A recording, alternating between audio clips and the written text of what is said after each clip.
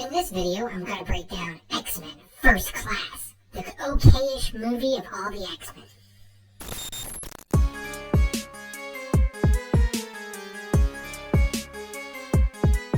X-Men Frist Class, the story of a studio that will stop at nothing to retain the rights to its most lucrative franchise. Our story begins at a rather bleak-looking German summer camp, where Dr. Klaus Schmidt sees a young boy named Eric bend a metal gate with his mind, and naturally decides to start teaching him coin tricks. Schmidt uses unconventional tactics, but it's hard to argue with the results. Wunderbar! Elsewhere on Earth, a wealthy boy named Charles, who inexplicably lives alone, finds a baby avatar in his house. Lacking the proper adult guidance, he adopts her as his sister instead of calling the cops. A few decades later, Eric is tracking down Schmidt the only way he knows how, going to bars and showing off his knife tricks.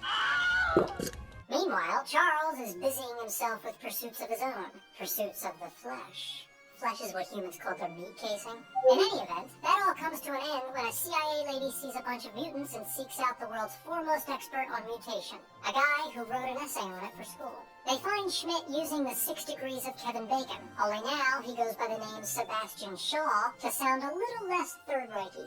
As it so happens, our old pal Eric is there attacking Shaw's submarine, and doing a terrible job to boot. Charles and CIA lady save Eric from making even more of a fool of himself, and induct him into their top-secret mutant club without so much as a background check. Now, on a friendship rampage, they use an early prototype of a Samsung Galaxy Note to spread their message of love. Go f*** yourself. They find out Shaw wants to start World War III because that will help mutants somehow.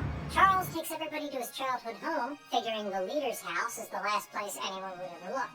They make themselves comfortable, banging out a few training montages and installing DirecTV. But when Shaw makes the Soviet dudes send missiles to Cuba, Charles and company jet over there to teach them a lesson in U.S. history. JFK style. Against Chuck's wishes, Eric kills Shaw with his trusty coin, proving that money truly is the root of all evil. The humans panic and fire all their missiles at the mutants, and Eric flips a beep. Looking for a way to justify her continued involvement in the story, CIA lady shoots at Eric, but the bullet ricochets magically and hits our hero, JFK style. Eric decides this place is dead anyway, and leaves with all the jocks. The nerds stay behind with Charles, and what do nerds like? School! So he opens a school. CIA lady kisses him, but he gets embarrassed about what a bad kisser he is, and wipes her memory. X-Men Frist Class explores the concept of otherness, relating the mutant struggle to that of oppressed minority groups throughout Earth's history, namely African Americans of the 1960s. Charles follows the lead of Martin Luther King's son, Marty Jr., an American civil rights leader who preached peaceful reconciliation with those in power. We have it in us to be the better men. Eric believes that violent resistance is justified in response to persecution, which was the path of more radical factions such as the Black Panthers and Malcolm X. Peace was never an option. Not only are mutants cast as others in relation to their pitiful human counterparts, but they must also contend with hierarchies of privilege within their own ranks. I don't know how you survived, living in such hardship.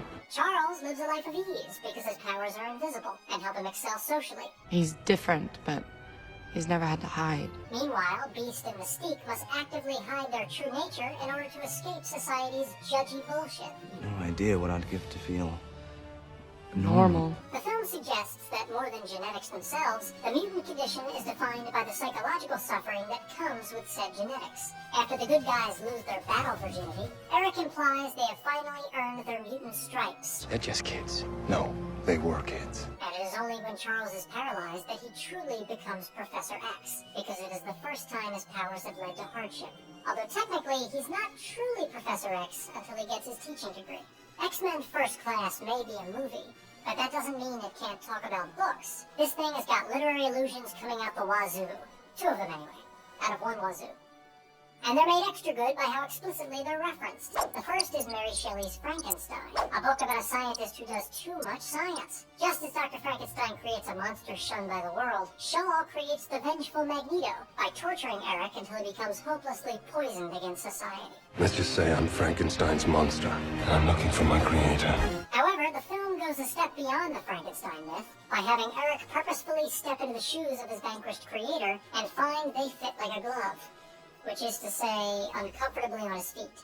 When Eric kills Shaw, he takes care to recreate the trauma that was imposed on him as a child. 1, 2, 3. 1, 2, 3. Moreover, Eric steals Shaw's dope hat, seizes control of his #squad, and sets about advancing Shaw's anti-human cause. As philosopher Fred Nietzsche warned, he who fights with monsters should look to it that he himself does not become a monster. And if you gaze long into an abyss, the abyss also gazes into you. In obsessively pursuing Shaw for his entire life, Eric becomes the very monster he hoped to destroy. But hey, everyone makes mistakes. The second literary illusion is Robert Louis Stevenson's The Strange Case of Dr. Jekyll and Mr. Hyde, a book about a scientist who does too much science. Jekyll and Hyde explores man's struggle to reconcile his civilized nature with the primitive creature within. Sound familiar, Hank? Hank initially restrains his bestial nature because being blue is so 2000 and late. Fortunately, Charles is on hand to deliver a reassuring book report. The story wasn't really about good and evil, though, was it, Hank? It was about man's animal nature and his struggle to control it, to conform. And it's that struggle which is holding you back. But unlike the book, in which Mr. Hyde represents the dark, violent, and cruel side of Dr. Jekyll, Hank's metamorphosis is a step towards self-realization and acceptance. This is who you were meant to be. This is you. No more hiding. Well, maybe a little hiding. I've seen most of y'all out there. Well, that's gonna wrap this one up. X-Men Frist Class. What an okay film. And the algorithm is detecting that you would probably like this video right here. So be sure to check that out.